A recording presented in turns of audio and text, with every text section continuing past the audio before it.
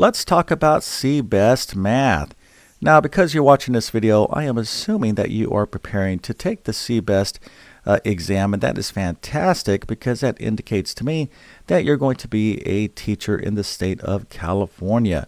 Now, before you can get into the classroom, you have to get your certification exam, meaning that you're going to have to know a decent amount of math to pass the CBEST. Now, you don't need to know advanced level college math, but you have to be very good with high school level mathematics, especially geometry and algebra. So what I have for you here is a practice problem that should be pretty easy if you are fully prepared for the CBEST exam.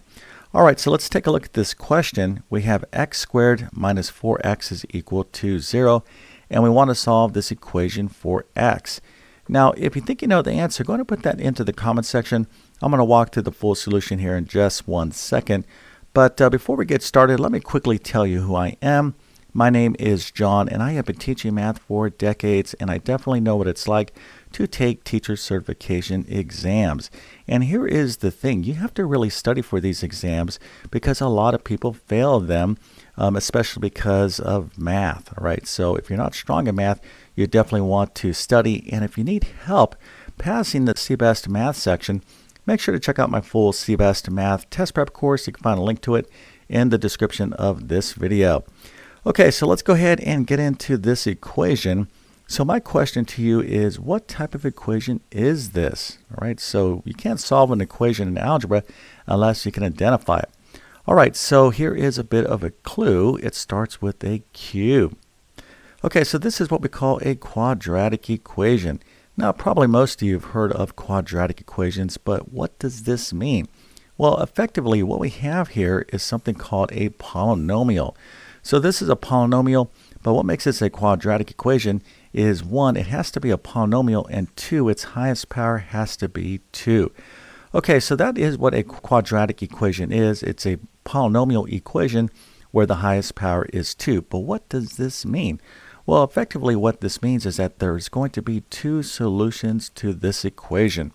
All right, so every time you have a quadratic equation and you're looking to solve it, you're going to be answering the question with 2 solutions. In other words, we're not just going to have x is equal to one number, like x is equal to 7.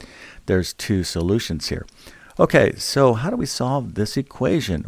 Basically, when you're solving quadratic equations, it all depends upon the actual problem, because some problems can be solved with some techniques and others you have to use another technique to solve it. So let me kind of explain this because that's probably a little bit confusing, but let me go ahead and just do a quick intro to quadratic equations and how to solve them before we get into the actual solution here. Okay, so the first thing is, again, we're going to have 2 solutions when we solve quadratic equations. Now, sometimes you can solve a quadratic equation by taking the square root of both sides. So a simple example would be like x squared is equal to 4. Here I can simply take the square root of both sides, and I would have x is equal to both positive and negative 2. Here are my 2 solutions. But in this case, we can't do that, all right? So it's not going to be every time where you see a quadratic equation, you can take the square root of both sides. Now, another great technique to solve quadratic equations is factoring. As a matter of fact, this is a big skill that you need to understand to be successful in algebra. And here is a bit of a clue. We're going to factor this to solve this equation. All right, so these are kind of the primary techniques. Now, if you can't take the square root of both sides or factor, well, the quadratic formula can solve any and all quadratic equations. But this is kind of our last resort. So if we can't take the square root of both sides or factor to solve, then we got to break out the quadratic formula.